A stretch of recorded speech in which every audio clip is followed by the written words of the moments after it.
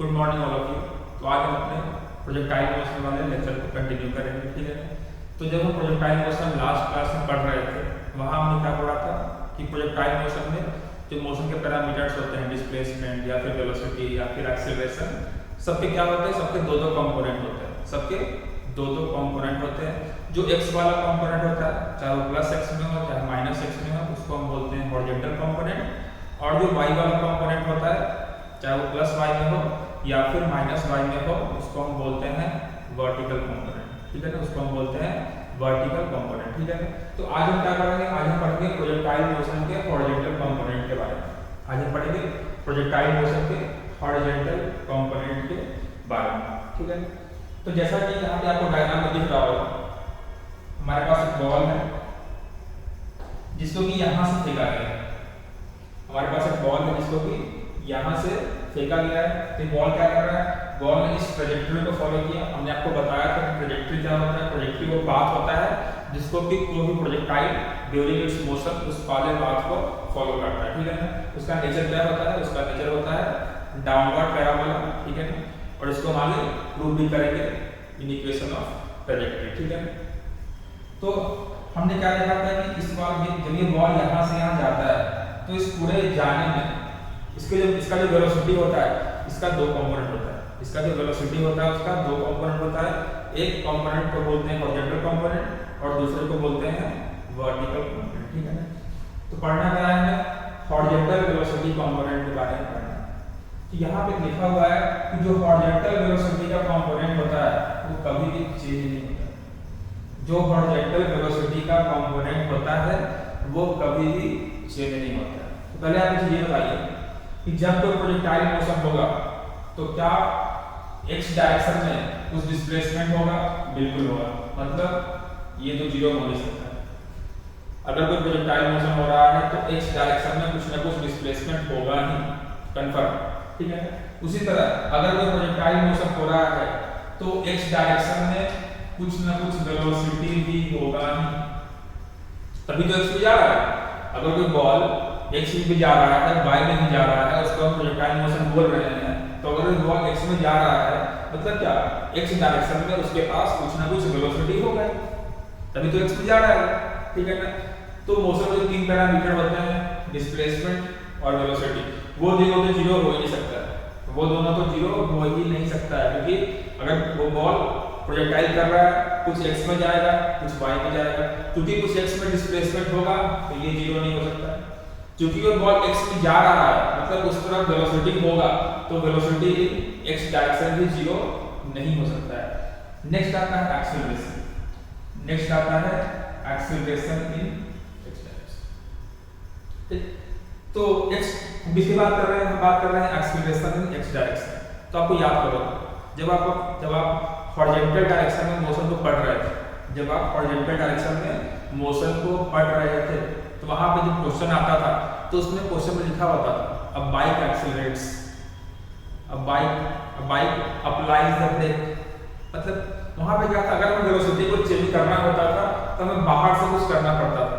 अगर हमें x direction में, चाहे वो प्लस x है या माइनस x, उसमें अगर हमको वेलोसिटी को चेंज करना है तो हमें बाहर से एक्सटर्नली कुछ करना पड़ेगा, या तो ब्रेक लगाना पड़ेगा, नहीं तो हमें एक्सेलरेटर दबाना पड़ेगा।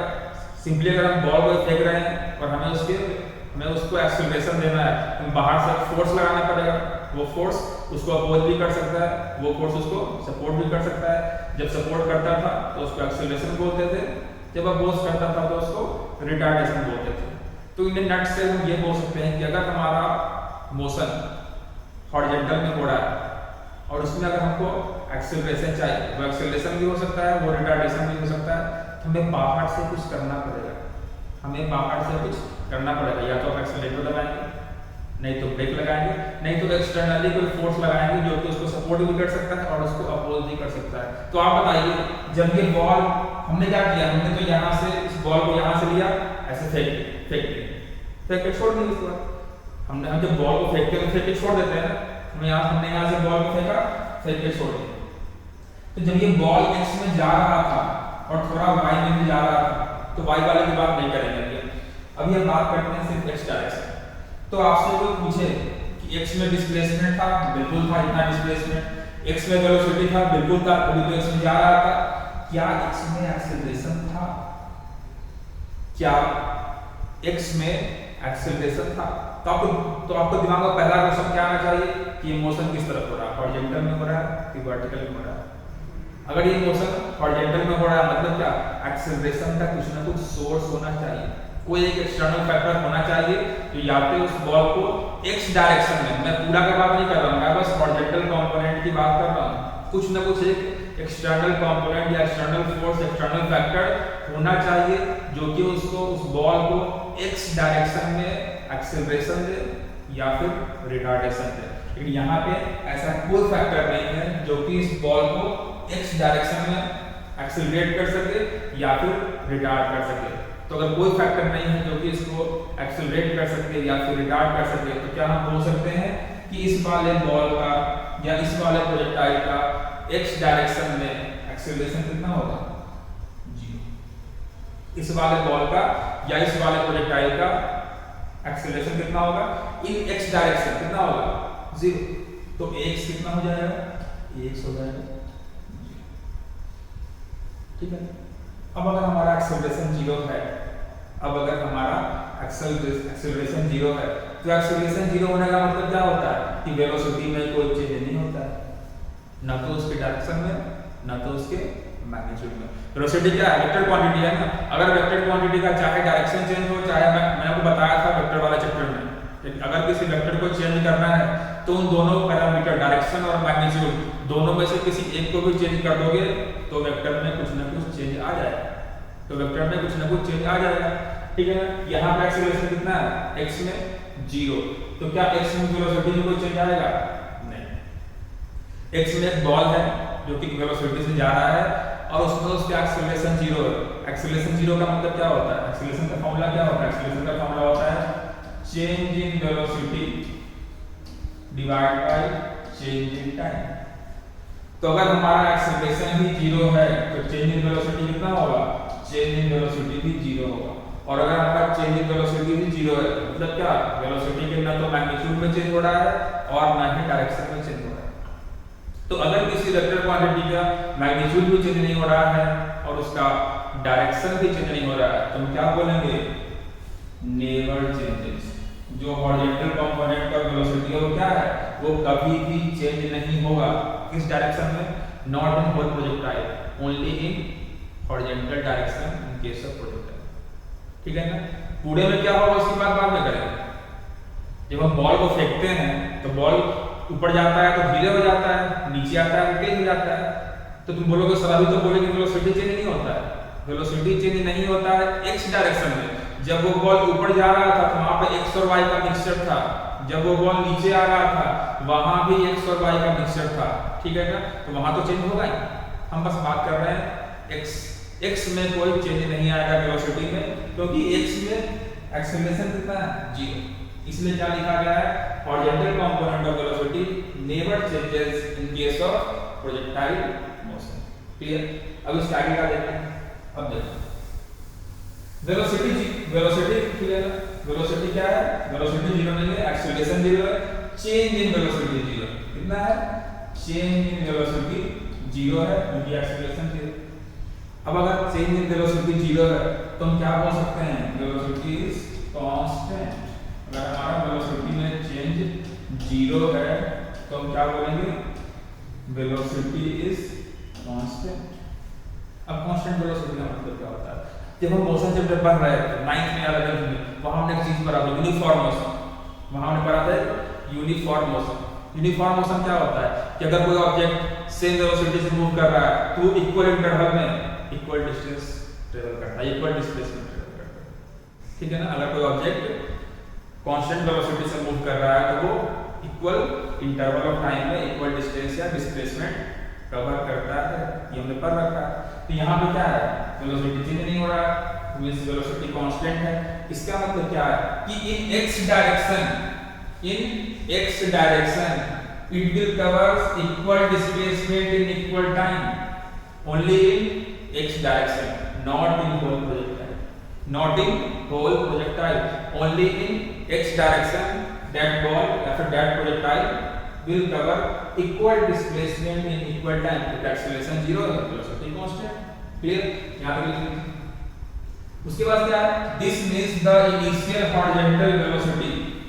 This means the initial horizontal velocity equals the final horizontal velocity. This means the initial horizontal velocity equals the final horizontal velocity. इसका मतलब क्या है? जब यहां से हमने बॉल को फेंका तो यहां भी क्या था? यहां भी बॉल के वेलोसिटी के दो कंपोनेंट थे. एक कंपोनेंट इसको हम बोलते हैं vx और इसको हम बोलते हैं vy और बॉल कहां जाता है? इन दोनों के रिजल्टेंट. जब यहां से बॉल को फेंका था, जब ये बॉल वापस से आके ग्राउंड को टकराएगा, जब ये बॉल वापस से आके ग्राउंड को स्ट्राइक करेगा तो कैसे स्ट्राइक करेगा? ऐसे स्ट्राइक करेगा. जब ये बॉल ऐसे स्ट्राइक करेगा तो जिस पॉइंट पे स्ट्राइक किया यहां भी क्या होगा? यहां भी वेलोसिटी का एक कंपोनेंट इस तरफ, इसको हम बोलेंगे vx, और दूसरा वेलोसिटी का कंपोनेंट नीचे की तरफ, जिसको हम बोलेंगे माइनस vy करते हुए नीचे की तरफ. तो क्वेश्चन क्या बोल रहा है कि चूंकि x डायरेक्शन के वेलोसिटी में कोई चेंज नहीं आ रहा है, क्योंकि x डायरेक्शन के वेलोसिटी में कोई चेंज नहीं आ रहा है, तो फिर इसको हम बोलते हैं vx इनिशियल और इसको हम बोलते हैं vx फाइनल. मतलब क्या? Initial component of horizontal velocity. इसको बोलेंगे फाइनल हॉरिजॉन्टल वेलोसिटी. इसको बोलेंगे इनिशियल हॉरिजॉन्टल वेलोसिटी और इसको हम बोलेंगे फाइनल हॉरिजॉन्टल वेलोसिटी. और अभी हमने जस्ट पढ़ा है कि x डायरेक्शन में वेलोसिटी के कंपोनेंट में कोई भी चेंज नहीं आएगा. यहां से क्या बोल सकते हैं? जो हमारा इनिशियल हॉरिजॉन्टल वेलोसिटी होगा प्रोजेक्टाइल का, वही उसका फाइनल भी होगा. ठीक है, इसमें तो चेंज नहीं आ रहा है. यहां भी क्या था? वेलोसिटी का दो कंपोनेंट, एक x में एक y. यहां भी क्या था? वेलोसिटी का दो कंपोनेंट, एक x में एक y. अब y वाले में चेंज होगा कि नहीं, उसके बारे में बाद में बात करेंगे. अभी हम बस बात कर रहे हैं कि x में कोई वेलोसिटी में चेंज नहीं हो रहा है, तो वेलोसिटी का जो कंपोनेंट यहां पे होगा वही कंपोनेंट यहां पे होगा, क्योंकि x में तो वेलोसिटी में चेंज ही नहीं हुआ, क्योंकि एक्सेलरेशन कितना था? 0. तो यही इसमें समझाया गया है. पहला पॉइंट क्या है? Horizontal component of velocity never changes. क्यों? क्योंकि एक्सेलरेशन इन x कितना होता है? 0 होता है. तो अगर वेलोसिटी में चेंज नहीं हो रहा है, वेलोसिटी क्या होगा? कांस्टेंट होगा. अगर वेलोसिटी कांस्टेंट होगा तो मोशन कैसा होगा? यूनिफॉर्म मोशन होगा. याद रखिए, मैं मुझे पूरे प्रोजेक्टाइल मोशन को यूनिफॉर्म मोशन नहीं बोल रहा हूं. मैं पूरे प्रोजेक्टाइल मोशन को यूनिफॉर्म मोशन नहीं बोल रहा हूं. मैं बस उस प्रोजेक्टाइल मोशन का जो हॉरिजॉन्टल वाला पार्ट, जो हॉरिजॉन्टल वाला पार्ट है, उसी को यूनिफॉर्म मोशन बोल रहा हूं. यूनिफॉर्म मोशन क्या होता है? वेलोसिटी कांस्टेंट होता है. और यूनिफॉर्म मोशन का क्या क्या कैरेक्टरिस्टिक है कि वो इक्वल इंटरवल ऑफ टाइम में इक्वल डिस्प्लेसमेंट या इक्वल डिस्टेंस कवर करता है. उसके बाद क्या? This means that the initial horizontal velocity equals the final horizontal velocity. मतलब इनिशियली जो इस वेलोसिटी का हॉरिजॉन्टल कंपोनेंट था, फाइनली जो इसका नेट वेलोसिटी का हॉरिजॉन्टल कंपोनेंट था, वो दोनों क्या होगा? वो दोनों सेम होगा, क्योंकि उस डायरेक्शन में कोई भी एक्सीलरेशन नहीं है. क्लियर? यहां पर नोट कीजिए. इसके बाद देखते हैं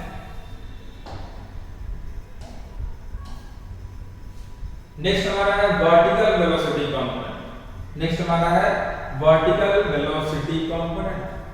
तो वर्टिकल वेलोसिटी यहां भी क्या देखेंगे? यहां भी हमको ये चीज को समझना है कि जैसे हमने हॉरिजॉन्टल में प्रूव किया कि उसमें एक्सेलरेशन 0 होता है, इसलिए वेलोसिटी चेंज नहीं होता है, वेलोसिटी हमेशा कांस्टेंट रहता है. उसी तरह जो चीज हमने हॉरिजॉन्टल में अभी प्रूव किया, क्या करेंगे? उसको हम वर्टिकल में भी करेंगे. उसको हम वर्टिकल में भी करेंगे. ठीक है? तो प्रोजेक्टाइल का वर्टिकल कंपोनेंट का वेलोसिटी पढ़ने से पहले थोड़ा सा रिकैप करते हैं कि जब हम सिंपल पढ़ रहे थे मोशन अंडर ग्रेविटी, जब हम सिंपली पढ़ रहे थे मोशन अंडर ग्रेविटी, ठीक है, तो वहां पे जैसे ही हम किसी ऑब्जेक्ट को या किसी बॉल को या किसी पेन को जैसे ही हम ऊपर फेंकते थे या फिर नीचे फेंकते थे, जैसे ही हम ऊपर फेंकते थे या फिर नीचे फेंकते थे, जैसे ही हमने फेंका तुरंत एक एक्सेलरेशन पिक्चर में चला आता था, तुरंत एक एक्सेलरेशन पिक्चर में चला आ रहा था, हमें कुछ करने का जरूरत नहीं है। तुमने बॉल को नीचे फेंका, तुमने बॉल को ऊपर फेंका, तुमने बॉल को छोड़ा, नीचे से छोड़ा या फिर ऊपर से छोड़ा, छोड़ने के साथ तुमको कुछ नहीं करना है। छोड़ने के साथ क्या होगा, तुरंत एक एक्सेलरेशन पिक्चर में आ जाएगा। उसको हम क्या बोलते थे, उसको हम बोलते थे एक्सेलरेशन ड्यू टू अर्थ या फिर acceleration due to gravity, acceleration due to gravity, ठीक है ना। वो एक्सेलरेशन या फिर वो फोर्स जिससे कि हमको अर्थ अपनी तरफ खींचता है, उस फोर्स के कारण क्या होता है, एक एक्सेलरेशन जनरेट होता है, उसको हम बोलते हैं एक्सेलरेशन ड्यू टू ग्रेविटी। तो जब हम हॉरिजॉन्टल कंपोनेंट पढ़ रहे हैं, जब हम हॉरिजॉन्टल मोशन पढ़ रहे थे, तो हमने क्या देखा था कि अगर कोई चीज हॉरिजॉन्टल डायरेक्शन में मूव कर रहा है, तो अगर उसमें एक्सेलरेशन देना है, या फिर वो एक्सेलरेशन हो या फिर वो रिटार्डेशन हो, वो एक्सटर्नल फैक्टर पे डिपेंड करता है, कि हमारे पे डिपेंड करता है कि हम चाहेंगे तो उसको एक्सेलरेट करेंगे, हम चाहेंगे तो उसको रिटार्ड करेंगे, अगर हम नहीं चाहेंगे तो ना तो वो एक्सेलरेट होगा ना तो वो रिटार्ड होगा, वो चलता चला जाएगा। एयर फ्रिक्शन वगैरह लगता है, उसको वो नेगलेक्ट कर देते हैं, ठीक है ना। तो हॉरिजॉन्टल में क्या था, अगर मान लो बाइक चला रहे हैं, अगर मान लो बाइक चला रहे हैं, साइकिल चला रहे हैं, हम एक्सेलरेट करेंगे, हम एक्सेलरेटर दबाएंगे तभी एक्सेलरेशन आएगा, हम ब्रेक लगाएंगे तभी रिटार्डेशन आएगा। लेकिन अगर किसी आदमी को ऊपर से नीचे फेंक देंगे, अगर किसी आदमी को ऊपर से नीचे फेंक दे, तो क्या किसी के कंट्रोल में है कि वो उसको एक्सेलरेट कर दे या रिटार्ड कर दे? नहीं, उस पे सिंगल एक्सेलरेशन लगेगा, that is acceleration due to gravity, और वो हमेशा लगेगा, वो तुम्हारे कंट्रोल में नहीं है। हॉरिजॉन्टल मोशन में क्या होता है, एक्सेलरेशन हमारे कंट्रोल में होता है, हम बाहर से फोर्स लगाएंगे, हम बाहर से अपोजिंग या सपोर्टिव फोर्स लगाएंगे तो उसमें एक्सेलरेशन या फिर रिटार्डेशन आएगा। बट इन वर्टिकल मोशन हमारे कंट्रोल में एक्सेलरेशन नहीं है, हमने जैसे ही वर्टिकल में ऊपर से नीचे या नीचे से ऊपर किसी भी चीज को फेंका, एक एक्सेलरेशन तुरंत पिक्चर में आ गया, उसको हम बोलते हैं एक्सेलरेशन ड्यू टू ग्रेविटी, और उसको हम जी से रिप्रेजेंट करते हैं। तो यहाँ पे क्या डिस्कस करना है, यहाँ पे डिस्कस करना है वर्टिकल वेलोसिटी कंपोनेंट के बारे में, यहाँ पे डिस्कस करना है वर्टिकल वेलोसिटी कंपोनेंट के बारे में, ठीक है। तो उसके पहले हम ये देखेंगे कि क्या डिस्प्लेसमेंट इन वाई डायरेक्शन क्या होगा, वेलोसिटी इन वाई डायरेक्शन क्या होगा, और एक्सेलरेशन इन वाई डायरेक्शन। जैसे मैं वहां लिखा था ना, sx not equal to 0, bx not equal to 0 and ax is equal to 0। Similarly यहां भी करेंगे। तो पहले बात करते हैं डिस्प्लेसमेंट इन वाई डायरेक्शन। तो बॉल को हमने यहां से फेंका, ठीक है, ये मान लो इसको, ये मान लो ग्राउंड लेवल, ये क्या है, ग्राउंड का लेवल है, ये ग्राउंड का लेवल, ठीक। तो बॉल को हमने ग्राउंड से फेंका, बॉल वापस कहां पे आके गिरा, बॉल वापस ग्राउंड पे आके गिरा। तो x डायरेक्शन में बॉल का डिस्प्लेसमेंट कितना होगा, x डायरेक्शन में बॉल का डिस्प्लेसमेंट ये होगा। अगर तुमसे कोई पूछेगा तो x डायरेक्शन में बॉल का डिस्प्लेसमेंट कितना हो जाएगा, पॉजिटिव, कुछ ना कुछ तो होगा। लेकिन अगर आपसे कोई पूछे कि बॉल को हमने ग्राउंड से फेंका और बॉल वापस ग्राउंड पे आ गया, तो बॉल का डिस्प्लेसमेंट y डायरेक्शन में कितना होगा, बॉल का डिस्प्लेसमेंट y डायरेक्शन में कितना होगा, y अगर ये है तो बॉल का डिस्प्लेसमेंट y डायरेक्शन में कितना हुआ। तो बॉल को हमने कहां से फेंका था, ग्राउंड से फेंका था, बॉल वापस कहां पे आ गया, ग्राउंड पे ही आ गया। तो क्या y डायरेक्शन में, अगर ग्राउंड पूरा समतल है, तो क्या y डायरेक्शन में बॉल का कुछ डिस्प्लेसमेंट हुआ, नहीं हुआ। अगर y डायरेक्शन में बॉल का कोई भी डिस्प्लेसमेंट नहीं हुआ, अगर ये वाला दोनों क्या दोनों स्ट्रेट लाइन है, ना तो ये बाय ये कहां है, यहीं पे, ये कहां है, यहीं पे, ना तो ये बाय मूव कर रहा है, ये मूव कर रहा है। तो y डायरेक्शन में बॉल का डिस्प्लेसमेंट कितना होगा, 0। इसका मतलब ये नहीं हुआ कि बॉल का डिस्प्लेसमेंट नहीं हुआ, बॉल का डिस्प्लेसमेंट हुआ, किस तरफ हुआ, x में हुआ। y में कितना हो जाएगा, 0। तो ये कितना हो जाएगा, ये हो जाएगा।